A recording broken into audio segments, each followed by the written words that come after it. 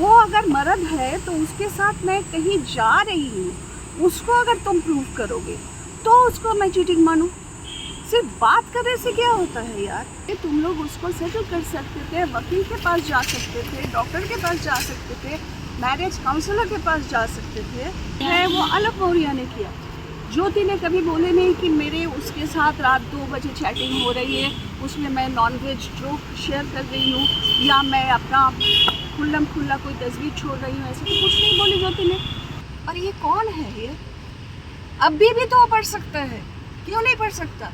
अभी बेबी के पास बैठ के पढ़ने के लिए कि तुम्हारा गला काट रहा है क्या आलोक मौर्य? तुमने पढ़ा दिया ज्योति को, मान लिया हमने। अभी ज्योति के पास बैठ के तुम पढ़ाई करो ना, अभी भी एग्जाम दो ना। किसने बोला तुम एग्जाम नहीं दे सकते? किसने बोला तुम दूसरी नौकरी नहीं कर सकते? करो ना।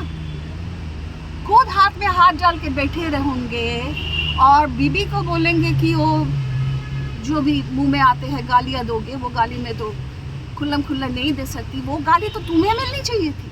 नमस्ते, आप देख रहे हैं स्टार अनुभव। तो आज हम बात करने वाले हैं एसडीएम ज्योति मौर्य के बारे में, जो अभी काफ़ी चर्चे में है, सोशल मीडिया में बहुत वायरल है।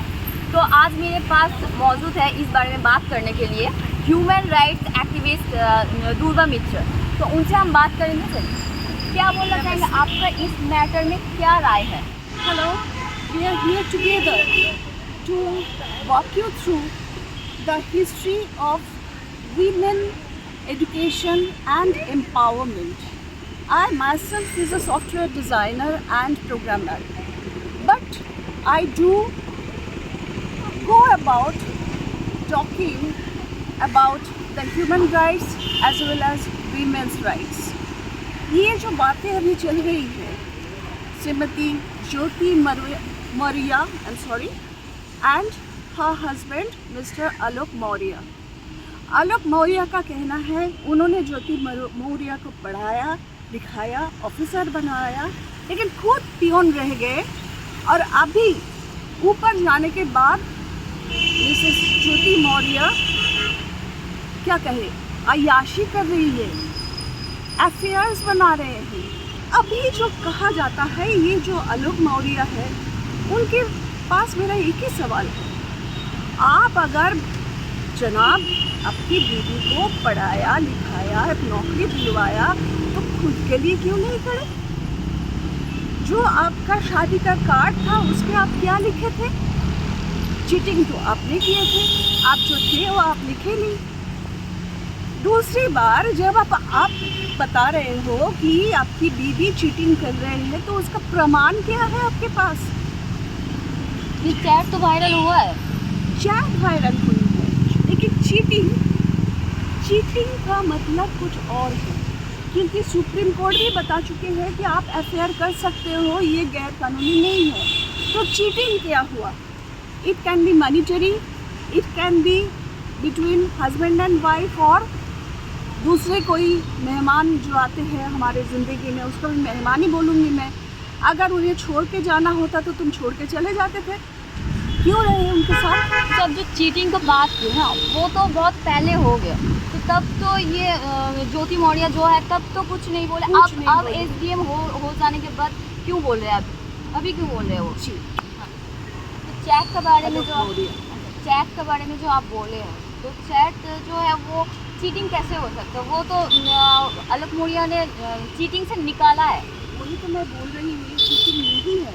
जिसको आलोक मौर्य चीटिंग का नाम दे रहा है, वो तो चीटिंग है ही नहीं। देखिए, चैट तो it's open platform, you can chat with anybody on any viral platform with about any subject. उसको निकाल के आप चीट कैसे कर सकते? लेकिन वो तो गलत तरीके से निकाला है ना। तो चीट किसने किया? आलोक मौर्य ने किया। और उसमें तो डेट भी नहीं है कि कब का है, कब का नहीं है। वो आलोक मौर्य ने किया। ज्योति ने कभी बोले नहीं कि मेरे उसके साथ रात 2 बजे चैटिंग हो रही है, उसमें मैं नॉनवेज जोक शेयर कर रही हूँ या मैं अपना खुल्लम खुल्ला कोई तस्वीर छोड़ रही हूँ, ऐसे तो कुछ नहीं बोली ज्योति ने। तो फिर उसको चीटिंग कैसे बोल सकते हो? शादी के बाद किसी गैर मर्दों के साथ ऐसे तरह का चैट करना आपको सही लगता है? देखिए, चैट करना है तो मैं किसी के साथ कभी भी चैट कर सकती हूँ।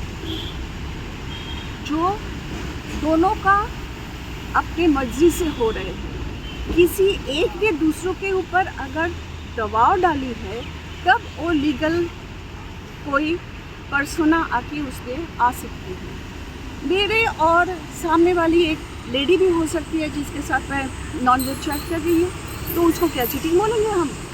वो अगर मर्द है तो उसके साथ मैं कहीं जा रही हूँ, उसको अगर तुम प्रूव करोगे तो उसको मैं चीटिंग मानूँ?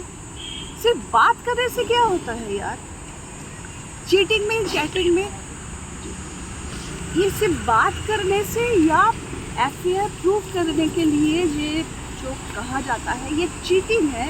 ये सुप्रीम कोर्ट ने ही बता चुका है कि अफेयर कोई इलीगल काम नहीं थी। फिर भी मैं बोलूँगी हाँ, फैमिली ठीक रखने के लिए, तुम्हारा अपने मर्यादा ठीक रखने के लिए, अपना पर्सनल जो कॉन्फिडेंस है उसको ठीक रखने के लिए ये करना ठीक नहीं है। नहीं किया तो अच्छा होता। पर यही पे सवाल आता है, अगर ज्योति को वैसा लगता था तो ज्योति खून ओपन कर देती थी, उसको छोड़ के जा सकती थी, आलोक उसको छोड़ के जा सकता था। ये तो आलोक का ईगो का मामला है। अभी तक चुप क्यों बैठा वो? ईगो होता तो वो सफाई कर्मी होने के बावजूद क्यों उनके स्त्री को पड़ा था? तो देख क्यों नहीं पड़ा? अगर इतना उसका ईगो है तो खुद क्यों नहीं पड़ा? सफाई कर्मी से अभी तक तो ऐसा हुआ नहीं। इस बार भी देखो, आईआईटी टॉप किया है जो लड़का, वो एक सफाई कर्मी का बेटा है, ऑटो चलाता है। ऐसी कोई इंसान, उसकी बेटी नीट क्वालिफाई कर चुकी है। ये कहीं पे भी प्रमाण नहीं है जी तुम्हारे काम के साथ तुम्हारा पढ़ाई का कोई भी संबंध है। अगर आलोक मौर्य को सही में चाहता था, चाहत होती थी अंदर, वो कुछ भी कर सकता था, शादी के पहले भी, शादी के बाद भी। जो मैं कहना चाहती हूँ, एक हिंदी मूवी आई थी, मैं उसका नाम तो कहीं नहीं पाई, पर वहाँ पे नाना पाटेकर जी ने मधु जी को पढ़ाया लिखाया और एक आईएएस ऑफिसर बनाया, लेकिन खुद एक सिंपल कांस्टेबल रह चुके हैं। कहीं पे ईगो का बात ही नहीं आया। अभी जो हो रहा है तो क्या ये आलोक ने वो मूवी देखकर आके ये सारे ये एक लड़की का मामला है इसीलिए इतना वायरल हो रहा है। अगर ये कोई लड़का का बात होता तो इतना क्या वायरल होता है? दो लड़का का शादी बोल रहे हो तुम? आलोक अगर कोई लड़के का शादी करते तो नहीं, तुम लोग उसको सेटल कर सकते थे, वकील के पास जा सकते थे, डॉक्टर के पास जा सकते थे, मैरिज काउंसलर के पास जा सकते थे।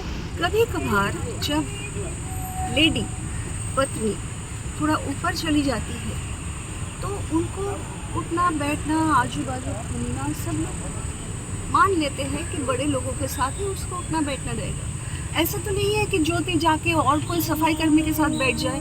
ये तो नहीं हो सकता है कि एसडीएम ऑफिसर जाके सफाई कर्मी के आंदोलन में शामिल हो जाए। ये तो नहीं हो सकता।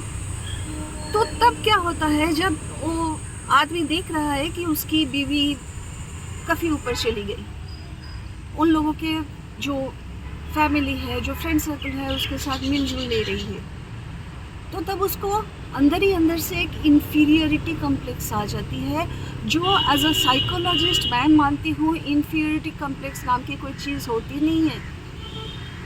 ये सुपीरियरिटी कॉम्प्लेक्स, मेल ईगो काम करती है। मैं ऊपर हूँ, मेरा जो चारों तरफ जो भी औरत है वो नीचे है।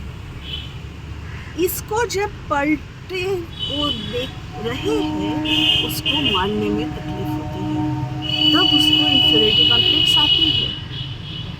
आप अभी अगर देखो, आजकल जितने ओटीटी में सीरीज़ आ रही है उसमें ये बहुत अच्छे से दिखाया जाता है। एक अभी मैं ओटीटी में देख रही थी, एक बंदा कह रहे हैं, कभी भी मैं अगर देखूं कि वीमेन एम्पावर होती है कि अब कोई भी औरत मुझसे ऊपर जाता है, मुझे उसको मारने के लिए हाथ एकदम हिलने लगता है। जब तक उसको नहीं मार दूँ मैं चैन से नहीं बैठ सकता। ये कोई बात हुई? और ये कौन है? ये अभी भी तो पढ़ सकता है, क्यों नहीं पढ़ सकता? अभी बेबी के पास बैठ के पढ़ने के लिए कि तुम्हारा गला काट रहा है क्या आलोक मौर्य? तुमने पढ़ा दिया ज्योति को, मान लिया हमने, अभी ज्योति के पास बैठ के तुम पढ़ाई करो ना, अभी भी एग्ज़ाम दो ना। किसने बोला तुम एग्ज़ाम नहीं दे सकते? किसने बोला तुम दूसरी नौकरी नहीं कर सकते? करो ना। खुद हाथ में हाथ डाल के बैठे रहोगे और बीबी को बोलेंगे कि वो जो भी मुंह में आते हैं गालियाँ दोगे, वो गाली में तो खुल्लम खुल्ला नहीं दे सकती, वो गाली तो तुम्हें मिलनी चाहिए थी। सब लोग, हम औरत लोग अगर एक क्या कहते हैं तो झाड़ू, एक झाड़ू लेके खड़े हो गए तो ये तुम औरत के ऊपर हाथ उठाने वाले कहाँ रह जाओगे? तुम आगे जाके अपना वंश बढ़ाने के लिए जो कहते हो वो भी नहीं कर सकते जब तक तुम्हारा बेटा और एक औरत को शादी करके नहीं लाए हो। खुद को बड़ा करो, दूसरे को छोटा दिखाने से खुद बड़ा नहीं होता। Okay, let's go back 150 years ago, जब वुमेन्स एजुकेशन इन इंडिया चालू हुए थे। काफ़ी लोगों को पता है हिस्ट्री के बारे में, कुछ लोगों को पता नहीं है। Let me talk about that. The first of women's education in whole Southeast Asia had started by John Drinkwater Beaton with the Bethune School and College established in 1879. आप लोग ये अनुमान कर रहे होंगे कि उस टाइम पे लड़कियों को पढ़ाना कितना मुश्किल था। कहीं पे लड़कियों को पढ़ाने के लिए नहीं भेजा जाता था। कहा जाता था लड़कियां अगर पढ़ लिख ले तो वो लोग विधवा बन जाएंगे। ओके, फिर से और थोड़ा पीछे जाए 1830s, जब Raja Rammohan Roy had started fighting against the विधवा विवाह सतीदाह प्रथा. विधवा विवाह again was took up by none other than Vidyasagar. That point of time in Bethune College, women had started coming in for education. But there is a very big but. That point of time, all the women had got married between 6 years and 9 years of age. The fathers and mothers and the forefathers of the girls always thought that they will get widow if they study. So they used to get their daughters married and left it for the sasural to make them either study or be housewife. After 1879, two women, Mrs. Chandramukhi Basu and Mrs. Kadambari Basu, became the first women graduate from Bethune College in 1882. Well, in 1883, Kadambari Basu got married, and they have started, the husband and wife had started a fight to get Kadambari to get admitted in medical college to become a doctor. 1884, she got admitted into the Calcutta Medical College, and then again she had ferried to Edinburgh to study further. When she had gone back to India, some newspapers had been foretelling that this female is nothing but a prostitute. How can she go abroad to study, that also a field like medicine, without her husband? Her husband, Mr. Dwarkanath Ganguly, had taken those newspapers to the courts and proven them wrong. Those editors got punished monetarily as well as jail. And Mrs. Kadambini Ganguly had started practicing medicine. She had got 8 children of her own. She died in the first half of 1900th century, and it was almost a happy ending to a story. After that, all the female had started becoming lawyers, doctors, teachers, professors, politicians and what not. अभी उसके 150 साल बाद हम अगर बात करें, 3 नाम लूँगी मैं, ज़्यादा नहीं.